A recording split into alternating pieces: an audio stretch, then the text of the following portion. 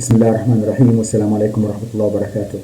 First and foremost, I extend my gratitude for your invitation to participate in the round table discussions at the Oxford Center for Islamic Studies. I must express my regret as I was unable to join you in person. Thus, I hope this recorded message will be helpful in your deliberations. Ladies and gentlemen, we are confronted with unprecedented ecological crisis that threatens the very foundation of our planet. The exponential disregard for our natural environment has led to the worst ecological decay in history, and humanity bears sole responsibility for this dire situation. In the face of scientific evidence highlighting the crisis, policymakers, planners, and strategists are increasingly turning to faith and religion-based solutions to complement existing efforts. Integrating faith and religion-based solutions into environmental efforts can enhance the effectiveness, cultural relevance, and sustainability of interventions, while also fostering greater collaboration and solidarity among diverse stakeholders in the global quest for environmental sustainability and justice.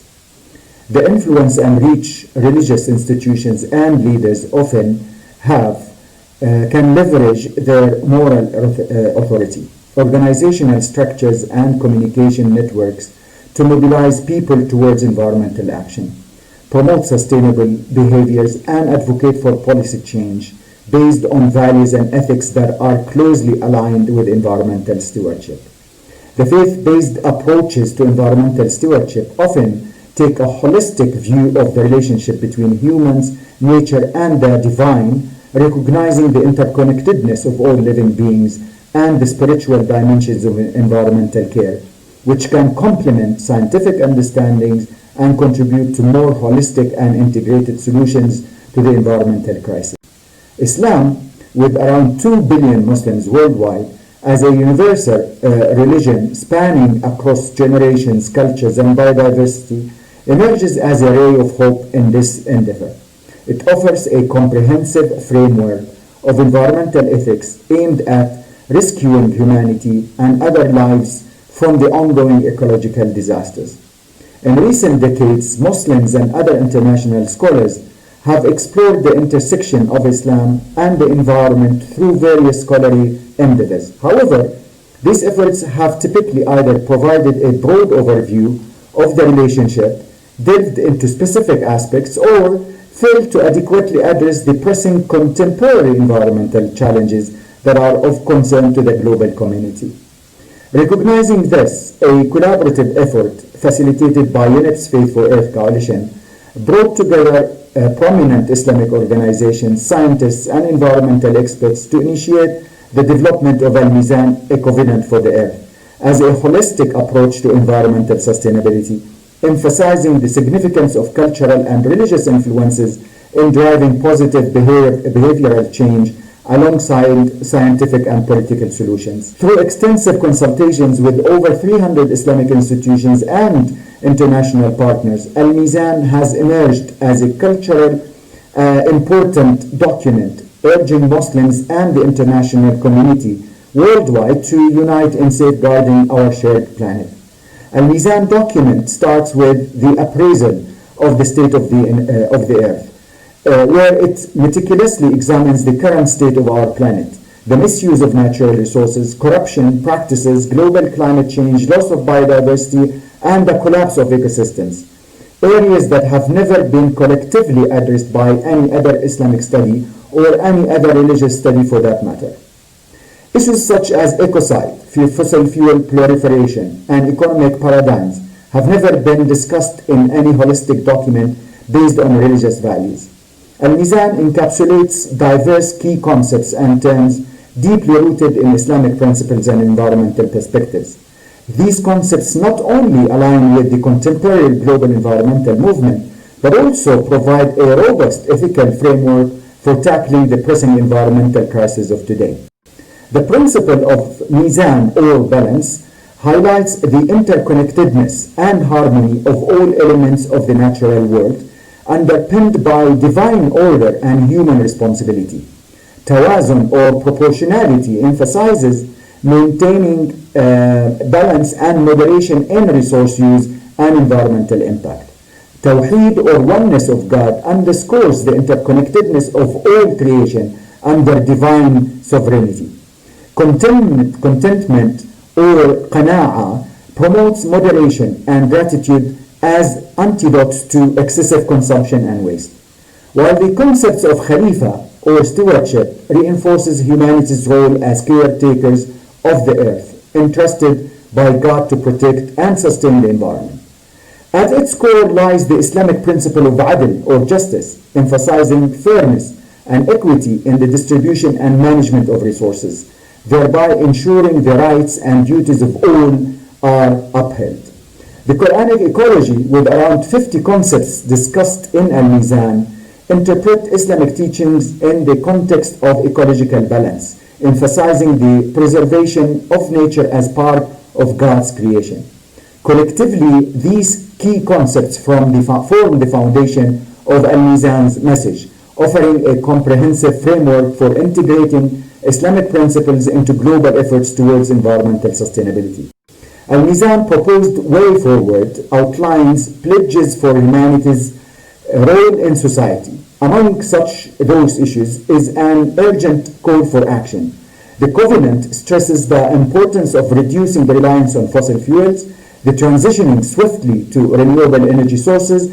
It views the destruction of ecosystems and creatures as ecocide, urging the global community to dedicate efforts towards environmental conservation.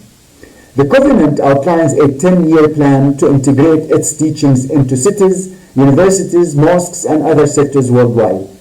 This includes educational programs, the establishment of an academy, and initiatives to inspire sustainable practices and deeper environmental understanding within the Islamic tradition.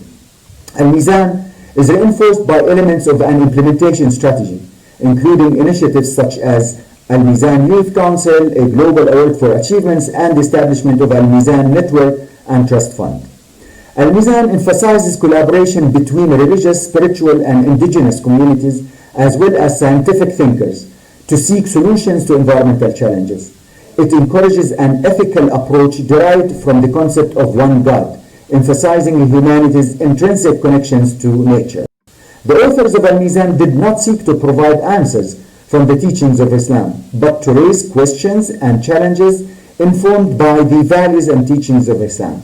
They did not set out to tell Muslims or non-Muslims what to believe or to prescribe to, but rather to challenge Muslims and non-Muslims to seek solutions within the context of Islamic values and teachings. Therefore, thinking about the next stage research agenda for the intersection of faith and environment is crucial for several reasons. First, we need to address complex, multifaceted, and the poly-crisis facing our planet, requiring interdisciplinary approaches and diverse perspectives to understand and address them effectively. The research agenda on religion and ecology should have wide lenses connecting spiritual well-being and guidance and the multifaceted crisis. Second, research should inform policy development and guide practical interventions at the intersection of faith and the environment. A well-defined research agenda should provide evidence-based insights and recommendations to policymakers, religious leaders, and environmental practitioners, helping them make informed decisions and implement effective strategies for environmental conservation and sustainability. Third, a research agenda should serve as a catalyst for collaboration and partnership between different stakeholders, including academic institutions, religious communities, environmental organizations, and policymakers. By identifying common goals and shared priorities, collaborative research initiatives can leverage diverse expertise and resources to achieve greater impact in addressing environmental challenges. Fourth, as we have been learning about the many ecological concepts of the different religions, a research agenda should focus on common values of religions and how they are or can collectively and practically facilitate interfaith and multicultural and multilateral collaboration on environmental issues within religious contexts. Fifth, research institutions should encourage conducting empirical research to understand the attitudes, beliefs, and behaviors of religious communities towards the environment, including factors influencing environmental awareness, engagement in conservation practices, and support for environmental advocacy. 6. It is important, as the world is discovering the science policy nexus on environmental governance, that we examine the role of religious actors as the third component of such a nexus. Some policy analysis will significantly help in shaping environmental policy, advocacy efforts, and community-based initiatives, as well as assessing the impact of science-based policy interventions on religious communities and the environment.